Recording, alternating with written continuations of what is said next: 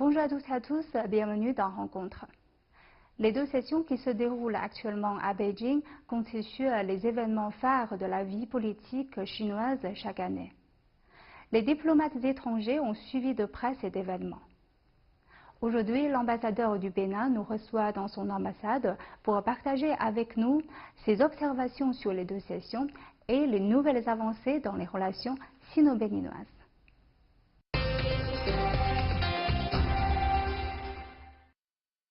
Bonjour, monsieur l'ambassadeur, bienvenue dans notre émission. Merci beaucoup. On sait qu'un des temps forts des deux sessions est la conférence de presse donnée par le ministre chinois des Affaires étrangères pour expliquer aux journalistes chinois et étrangers les grandes orientations de la diplomatie chinoise. Et comment analysez-vous la partie concernant la relation sino-africaine? Merci beaucoup. Je pense que pendant cette conférence de presse, pour moi, diplomate africain, c'est la partie qui m'a le plus enthousiasmé quand on a vu le développement que le ministre des Affaires étrangères chinois en a fait. D'ailleurs, il a résumé en disant que la relation sino-africaine, c'est un arbre gigantesque qu'aucune force ne peut abattre. Mais pour comprendre ce sens qu'il a donné à la relation, il faut remonter un peu aux sources de cette relation. Et cette source, je l'ai découverte en lisant le livre du président de son Excellence, le président Xi Jinping, La gouvernance de la Chine, le volume 1. Dans ce livre, il a fait un discours le 25 mars 2013, lors d'une visite officielle en Tanzanie. Je vais juste citer deux extraits de ce discours pour pouvoir situer le contexte et l'analyse que je fais de cette conférence de presse que le ministre chinois. Avec votre permission, le premier passage que je veux citer dit ceci. Et c'est le président dans son discours qui dit « Un proverbe africain dit « La rivière est profonde parce qu'elle provient d'une source. Les échanges amicaux entre la Chine et l'Afrique s'enracinent dans la profondeur des âges. Dans les années 1950 et 1960, les premiers dirigeants d'État de la République populaire de Chine, dont Mao Zedong et Zhou Enlai, ont inauguré, avec les hommes politiques africains, une nouvelle ère des relations sino-africaines. » Fin de citation. Ensuite, un deuxième passage que je vais citer, il dit, toujours dans le même discours, « L'histoire nous montre que les relations sino-africaines ne se sont pas développées d'un seul coup, ni ont été créées par une certaine personne, mais ont été établies pas à pas, lorsque nos deux parties partageaient le même sort dans le péril. On n'oublie pas celui qui a creusé le puits qui nous donne de l'eau. Nous gardons à jamais gravé dans le cœur le souvenir de ceux qui se sont consacrés corps et âme au développement des relations sino-africaines et nous nous en inspirons pour aller de l'avant. » Fin de citation. Quand nous prenons ces deux parties, ces deux passages, ça nous montre que les relations sino-africaines ne sont pas quelque chose qui a démarré aujourd'hui. Ces relations n'ont pas attendu l'évolution de la Chine d'aujourd'hui, mais c'est comme une semence qui a été semée, qui a été mise en terre dans les années 1950, 1960, et nos deux peuples, dans la confiance mutuelle, dans le respect mutuel, ont arrosé cette semence qui nous donne aujourd'hui toute l'ampleur que nous voyons à cette relation sino-africaine qui va dans tous les secteurs, qui est un rapprochement des peuples. Et c'est ça qui fait dire au ministre chinois des Affaires étrangères que cette relation aujourd'hui est un arbre gigantesque qu'aucune force ne peut abattre, parce que ça a traversé le temps et nous sommes maintenant en train de les projeter dans le futur à partir du dernier sommet du FOCAC. Donc je pense que cette conférence de presse nous plonge dans les années à venir, donne les perspectives des années à venir dans nos relations, mais en faisant toujours référence à notre point de départ, qui est les années 1950-1960. Mais on sait que les deux sessions ne concernent non seulement la diplomatie, mais aussi les politiques intérieures. En fait, vous avez assisté à l'ouverture de l'Assemblée populaire nationale et vous avez écouté le rapport d'activité donné par le Premier ministre chinois. Quelles sont vos observations des deux sessions de cette année? Les deux sessions, d'ailleurs, le mois de mars pour le diplomate africain que je suis en Chine, dans le tempo, le rythme des activités à mener sur l'année, sur les mois à venir. Mais particulièrement cette année, j'ai eu le temps de parcourir surtout les travaux de la conférence consultative politique du peuple chinois. La particularité, ça montre l'écoute des leaders chinois vis-à-vis des préoccupations du peuple. on voit en parcourant ce rapport que toutes les préoccupations de toutes les couches de la société, tous secteurs confondus et toute ethnie confondue, sont remontées depuis la base jusqu'au sommet et qui sont transformées en loi. Et ça, c'est quelque chose de fondamental qui montre la préoccupation, comment le leadership prend en compte la préoccupation du peuple qu'il est appelé à servir. Mais la deuxième chose, c'est le rapport du gouvernement. Quand on regarde le rapport du Premier ministre, ça donne non seulement ce qui a été fait en 2018, où les chiffres vous donnent le tournis. Ça vous montre la dimension du pays, la dimension en termes de taille de population, mais tellement en termes d'une puissance économique qui est en train de monter. Mais ça montre également avec quelle sagesse et quelle planification les perspectives de 2019 sont présentées. Enfin, quand on regarde les différentes conférences de presse qui ont été faites, il y a deux conférences de presse qui m'ont impressionné, qui m'ont interpellé. C'est les questions liées à l'environnement. Comment aujourd'hui la Chine aborde avec beaucoup de dextérité et beaucoup de courage la résolution des questions liées à l'environnement, à la préservation de l'environnement. Ça montre également que la Chine est en train de prendre un leadership dans le secteur de la gouvernance de l'environnement au niveau mondial. Ensuite, quand vous prenez les sciences et les technologies, j'ai suivi également la conférence de presse sur le secteur, nous voyons la place que la Chine donne à la recherche, mais également comment la science et la technologie rentrent et régulent tous les autres secteurs et interfèrent maintenant dans notre vie. Et nous voyons également comment les nouvelles lois que l'Assemblée est en train de prendre, non seulement pour vulgariser cette science, mais également pour la protection de l'intimité de l'individu. Tout cela nous montre que quand on voit la taille de la Chine, quand on voit ce qui se fait, il y a toute une structure d'organisation qui coordonne, qui alimente, mais également qui régule toutes ces questions qui sont dans notre quotidien.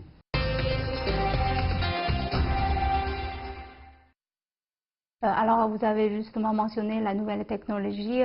Je sais que vous prêtez une attention particulière à cela et vous avez assisté à l'inauguration d'une plateforme qui s'appelle, je ne sais pas comment dire en français, mais c'est b2b.com. En fait, c'est une plateforme intégrale pour de commerce en ligne entre les entreprises africaines et les entreprises chinoises. Donc, est-ce qu'il y a déjà des cas réussis dans ce domaine et quels sont vos souhaits pour la contribution de la part de la nouvelle technologie aux échanges commerciaux? En Chine, la montée en gamme de l'e-commerce n'est plus à démontrer. L'e-commerce est rentré dans les habitudes. Mais dans le même temps, sur le continent africain, vous avez des initiatives qui prennent leur envol. Nous avons au niveau du Bénin particulièrement une initiative particulière qui commence à travailler sur le continent africain, mais également vers l'Europe et vers les Amériques. Donc c'était une opportunité exceptionnelle pour que cette initiative puisse se connecter à la partie asiatique, notamment la Chine, qui est le plus grand marché économique du monde. Nous avons invité les acteurs de cette plateforme béninoise qui sont rentrés en contact avec cette plateforme-ci et B2B, sur lesquelles nous avons commencé à travailler, notamment sur les questions liées au dédouanement des marchandises, liées à la technologie, comment le paiement en ligne se fera. Et ici, je veux vraiment remercier la douane chinoise qui a travaillé constamment avec nous sur ces questions-là, pour montrer l'importance que nous attachons à cela, mais également le brassage que cela représente. Mais en dehors de ça, le marché chinois a une particularité. Nous avons, en termes de volume des acteurs, mais des acteurs qui ont un pouvoir d'achat élevé, mais qui ont un esprit de découverte et de curiosité également très poussé. Donc, tout produit venant de l'Afrique représente pour ce marché une source pour étancher cette soif de curiosité et de découverte. Et c'est là où les entreprises, ou les plateformes béninoises dont j'ai parlé tantôt, et le CIE B2B se rencontrent pour saisir l'opportunité que cela représente. Bien sûr, il y a du travail à faire au plan technologique. Et là, nous avons pu participer à des forums en marge du sommet de FOCAC dédiés à l'e-commerce où ces acteurs se sont rencontrés et ont commencé à travailler au plan technique. Donc les perspectives sont bonnes. L'e-commerce pour nous représente une plateforme d'accroissement et d'extension des relations commerciales qui existent entre le Bénin et la Chine et par ricochet entre l'Afrique et la Chine. En fait, vous avez mentionné la particularité du marché chinois et vous avez même écrit un article sur les observations que vous avez faites sur le marché. Alors, pouvez-vous nous donner quelques exemples? Par exemple, quelles sont les opportunités aujourd'hui présentes pour les entreprises béninoises? Donc, quel genre d'entreprises ont le plus de chances de réussir en Chine? Les entreprises, je vais situer ça en 3 catégories rapidement. Si je prends les produits agricoles aujourd'hui, nos produits agricoles au plan béninois et au plan africain sont encore des produits qui sont faits, cultivés, encore avec très peu de produits chimiques. Nous avons aujourd'hui la part la plus élevée de produits bio au Bénin et sur le continent africain, qui sont des produits recherchés par le marché chinois. Donc en termes de produits bio de première qualité, le Bénin a une opportunité à offrir. Nous prenons tout ce qui est lié à l'industrie de la cosmétique. La plupart des ingrédients qui rentrent dans la cosmétique, dans l'industrie de cosmétique, sont des produits de chez nous. Le beurre de karité, les huiles essentielles. Nous avons un marché énorme en Chine, en Asie, pour lesquels le Bénin représente une source d'approvisionnement. Quand je rentre maintenant dans les produits culturels, l'art, aujourd'hui, la particularité du marché chinois, comme je l'ai dit, c'est la découverte, c'est la curiosité. Donc les produits culturels représentent aujourd'hui également une opportunité pour le marché. Mais à ce niveau, nous devons travailler pour une relation entre les entreprises chinoises et les entreprises béninoises, pour 2 raisons. Pour régler les problèmes de normes et pour régler les problèmes de quantité. Parce qu'en général, quand une entreprise chinoise vous passe une commande, ce n'est pas, mais c'est en termes de milliers d'unités.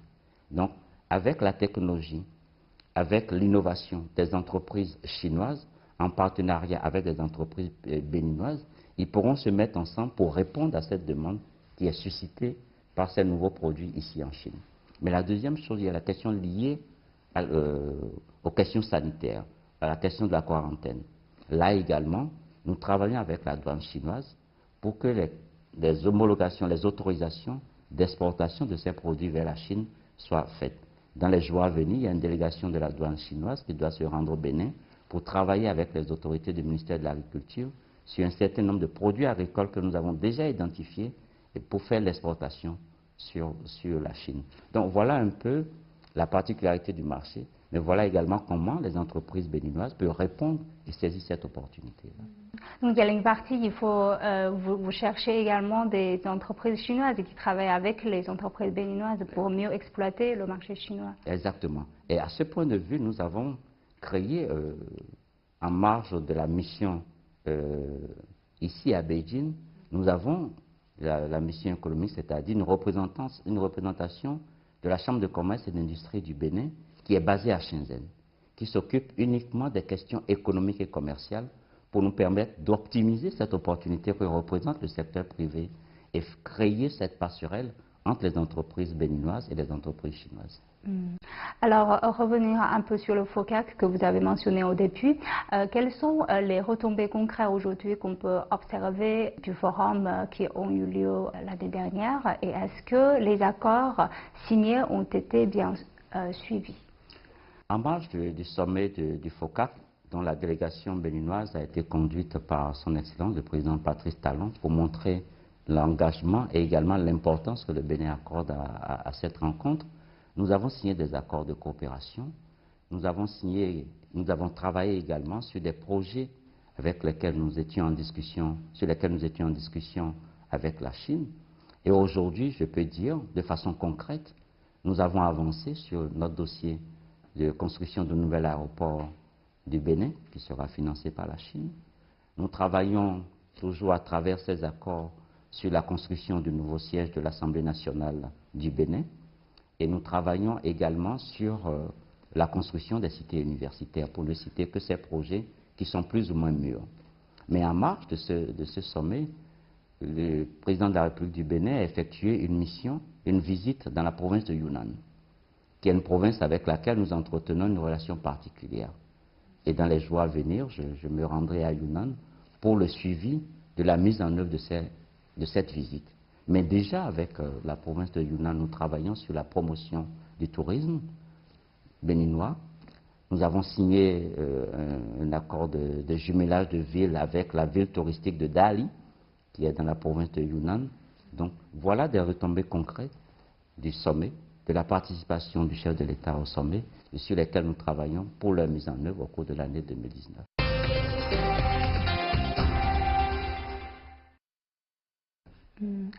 Alors, vous êtes en mandat en Chine depuis quelques années déjà et vous avez organisé beaucoup d'activités. Je cite quelques exemples, par exemple des dégustations culinaires ou des démonstrations sur les coiffures et tresses béninoises et même un défilé de mode. En fait, racontez-nous un peu ces expériences et quels sont les moments, les meilleurs souvenirs que vous avez gardés de toutes ces activités. Merci beaucoup. Nous avons initié ces activités que nous avons appelées la révélation du Bénin. La révélation du Bénin parce que la vision du gouvernement du président Patrice Talon, c'est de révéler le Bénin aux Béninois eux-mêmes et au monde entier. Parce que très souvent, nous sommes tellement focalisés sur ce que nous n'avons pas que nous n'apprécions pas à sa juste valeur ce que nous avons. Donc, révéler le Bénin aux Béninois et le révéler également au monde entier. Et ça a été des moments intéressants, des moments très forts. Et je vais vous raconter deux petites histoires, deux petites anecdotes. C'est lors de la démonstration de la coiffure béninoise. Là, au moment où nous devions présenter la coiffure béninoise, nous avons demandé à des Chinoises de faire des tresses béninoises, des tresses africaines béninoises. En général, la réaction d'une Chinoise, quand elle voit une tresse africaine, c'est de toucher et voir comment c'est fait. Mais maintenant, la démonstration sur ses propres cheveux, la réaction n'est plus la même. Donc nous avons vu celle qui était enthousiaste, mais également celle qui sentait la douleur quand on tirait les mèches pour pouvoir les faire. Et voyant ces deux sentiments se mélanger, ça a créé vraiment un certain rapprochement, une émulation. C'est la même chose quand il s'agit de faire la démonstration, le défilé de mode. Le défilé de mode, c'était assez intéressant de voir des Chinoises et des Chinois habillés avec des tenues béninoises pour faire un défilé de mode et inversement des Béninoises habillés avec des costumes chinois pour faire. Donc c'est de ce brassage où l'autre se sent avec l'accoutrement, pas l'accoutrement, mais avec les habits de son prochain, comment il se sent dans cet habit, comment il s'identifie à l'autre. C'est de ce brassage. C'est le rapprochement de peuple à peuple. En fait, vous avez beaucoup voyagé en Chine. Est-ce qu'il y a une ville qui vous a laissé un souvenir particulier? Oui, il y a une ville qui m'a laissé un souvenir particulier. C'est la ville de Linzhou, dans la province de Henan. Dans cette ville, vous avez un ouvrage, le canal du drapeau rouge, qui est un canal de 1800 km creusé par des hommes pour amener l'eau d'un point à un autre du pays. À un moment où la Chine traversait des moments très difficiles en approvisionnement en eau. Cet ouvrage vous montre le sens et l'esprit de détermination aussi bien des leaders communistes que du peuple chinois face à l'adversité. Et je conseille à tout leader, à toute personne qui aspire à un leadership ou qui est en position de leadership de visiter ce lieu, qui vous inspire et qui vous montre comment vous pouvez puiser des forces pour pouvoir vaincre l'adversité. Ça, c'est... Et je retourne souvent sur ces lieux pour voir comment creuser un canal sur 1800 km à travers des montagnes. Ça, c'est quelque chose qui m'a marqué. Ensuite, c'est la ville de Hangzhou. La ville de Hangzhou avec l'aménagement du lac, qui montre aujourd'hui, avec tout cet aménagement, comment transformer un lac en un lieu de plaisance où du monde entier, les gens viennent admirer tout ce qui se fait autour de ce lac. Des exemples, je peux en citer, mais ces deux lieux ont été pour moi des lieux qui m'ont profondément marqué. Parce qu'en fait, beaucoup de téléspectateurs africains n'ont pas vraiment l'occasion ou ils n'ont pas encore l'opportunité de visiter en Chine. Qu'est-ce que vous avez trouvé de différent, en fait, si vous comparez un peu ce que vous avez dans votre image, la Chine avant de venir en Chine et après votre arrivée en Chine? Je citerai 2 exemples, peut-être 3. C'est la cité interdite. La cité interdite, quand vous visitez la cité interdite, vous essayez de vous projeter au moment où cette cité était dans toute sa gloire et d'imaginer la vie qui se passait à l'intérieur. Vous avez vraiment de la chance. J'ai eu de la chance. J'ai eu la chance de le visiter pendant la fête, dans la journée, et de visiter la cité de façon illuminée pour la première fois. J'en ai gardé des souvenirs mémorables. Et à chaque fois, c'était toujours de se projeter au moment où cette cité était habitée par les empereurs et d'imaginer de se projeter dans la vie qui s'y déroulait. Et ça, tout téléspectateur qui vient en Chine doit pouvoir faire cette expérience. La deuxième, c'est les prairies de Inner Mongolia. Quand vous allez à Ulaanbaatar et que vous voyez toute cette prairie bien aménagée, ça vous donne un sens de l'immensité de ce pays, mais en même temps de la beauté et de l'entretien qui se fait de cette langue. Et ensuite, quand vous descendez sur les plages de Sanya à Hainan, ça vous montre la diversité en termes de climat de la Chine. Vous accordez beaucoup d'attention, comme on a discuté, aux échanges culturels et vous recommandez aussi des visites sur place. Quelles sont selon vous la place des échanges culturels aujourd'hui dans une relation bilatérale? La place de la culture est fondamentale. C'est d'ailleurs pour ça qu'en marge du sommet du FOCAC, encore une fois, le Bénin et la Chine ont signé un accord de coopération culturelle pour encadrer la coopération culturelle sur les 3 années à venir. Nous avons pendant longtemps regardé la coopération en termes d'infrastructures à construire, en termes de projets à réaliser. Mais ces projets sont faits pour nos peuples. Donc la culture permet le rapprochement des peuples. La culture nous permet d'aller au-delà des images et des clichés que nous projette Internet, les médias, qui ne sont pas toujours des clichés, des réalités de nos 2 peuples. Donc la coopération culturelle, les échanges culturels nous permettent d'avoir cette relation, cette image à sa juste valeur.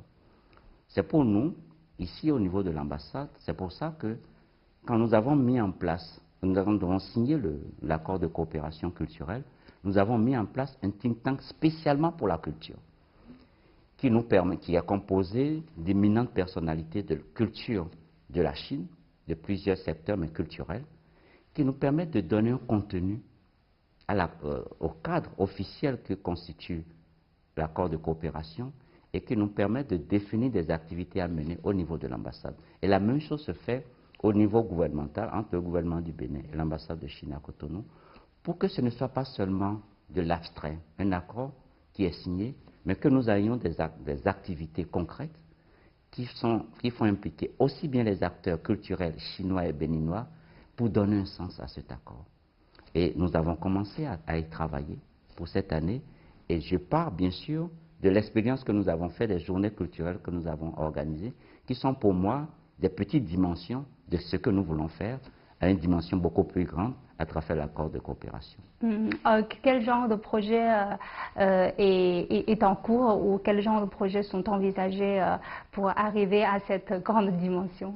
Nous avons des expositions d'art plastique parce que les meilleurs artistes plasticiens africains sont béninois. Nous avons des concerts qui sont envisagés parce que nous avons des artistes également de très grande renommée que nous voulons faire découvrir à la Chine. Soit dit en passant, la racine de la musique noire que vous retrouvez aujourd'hui, aussi bien aux États-Unis, dans les Caraïbes, leur racine vient du Bénin, vient de l'Afrique. Donc comment montrer cette racine au peuple chinois? Comment faire découvrir, comment révéler ce Bénin? Donc nous travaillons sur des journées culturelles avec plusieurs composantes, aussi bien à Beijing, à la capitale, que en province. Mais également, nous travaillons pour des tournées d'artistes chinois au Bénin pour la période juillet-août, qui représente la période des vacances chez nous, mais qui coïncide également avec la fête nationale au Bénin. Donc voilà quelques projets sur lesquels nous travaillons en ce moment au plan culturel, pour donner du contenu à cette coopération. Ça sera très enrichissant, bien sûr. Et on voit que la saison politique en Chine, c'est au printemps et c'est aussi l'habitude pour les Chinois de faire le projet pour l'année au printemps. Donc je profite de cette occasion pour demander un peu quelles seront vos priorités de travail pour l'année 2019.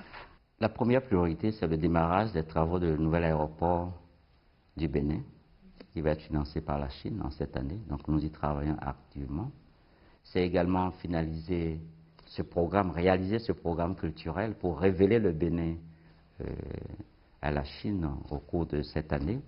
C'est travailler pour démarrer également des travaux de construction des cités universitaires. C'est une bonne participation du Bénin à la première édition de l'exposition sino-africaine qui se tiendra à Changsha, l'exposition économique et commerciale qui se tiendra à Changsha en juin prochain. Non seulement avoir une participation de qualité, mais également travailler pour que cette participation puisse avoir des retombées en termes de partenariat entre les entreprises béninoises et les entreprises chinoises qui vont se rencontrer au cours de ce programme. Également, c'est de travailler à approfondir la relation entre la Chine et le Bénin. Cette année représente 47 ans que nous sommes ensemble dans une relation de coopération harmonieuse. Comment aller au-delà? Surtout que la convergence de vues entre nos deux leaders, l'excellence du président Xi Jinping et le président Patrice Talon, n'est plus à démontrer. Comment bâtir aujourd'hui sur cette fondation que représente cette convergence de vues entre nos deux leaders? Voilà les priorités sur lesquelles nous travaillons. Et enfin, approfondir les relations entre le Bénin et la province de Yunnan. Je voudrais savoir, parce qu'on a vu qu'il y a des think tanks qui ont été créés pour améliorer la relation bilatérale. Donc, quelle est votre vision sur la perspective de la relation sino-béninoise? Les think tanks que nous avons créés regroupent des personnalités de plusieurs secteurs, aussi bien économiques, diplomatiques que culturels. Ce sont des personnalités sur lesquelles l'ambassade s'appuie pour saisir et donner du contenu à toutes les opportunités que représente la coopération entre la Chine et le Bénin. En termes de perspective de nos relations, aujourd'hui, nous avons au plan économique, la Chine est un partenaire privilégié du Bénin. Ensuite, au plan diplomatique, nos deux pays entretiennent des relations et des convergences de vues sur les questions essentielles, les questions principales de ce monde aujourd'hui. Et enfin, nous avons au niveau des peuples le rapprochement des peuples. Mais il faut que ce rapprochement puisse se faire de plus en plus. Parce que la Chine et le Bénin, au niveau des leaders, se connaissent, ont une bonne image, mais au niveau des peuples, nous avons encore des déficiences, nous avons encore des gaps. L'Afrique continue de regarder la Chine comme la Chine d'il y a 10 ans, 15 ans, pendant que la Chine continue de regarder, au niveau des peuples, regarder l'Afrique comme l'Afrique d'il y a 15 ans, 20 ans. Il faut que par les relations de peuples, les relations culturelles, que nos peuples arrivent à une bonne connaissance d'aujourd'hui des deux peuples pour bien travailler et harmoniser nos relations. Voilà les perspectives sur lesquelles nous travaillons et les think tanks que nous avons mis en place permettent d'alimenter ces perspectives pour que nous ayons des résultats concrets à présenter pour la coopération entre la Chine et le Bénin. Alors je vous remercie, Monsieur l'ambassadeur, merci de nous avoir accordé cette interview. C'est toujours un plaisir de vous recevoir, d'être reçu également par CCTV. Merci. Merci beaucoup.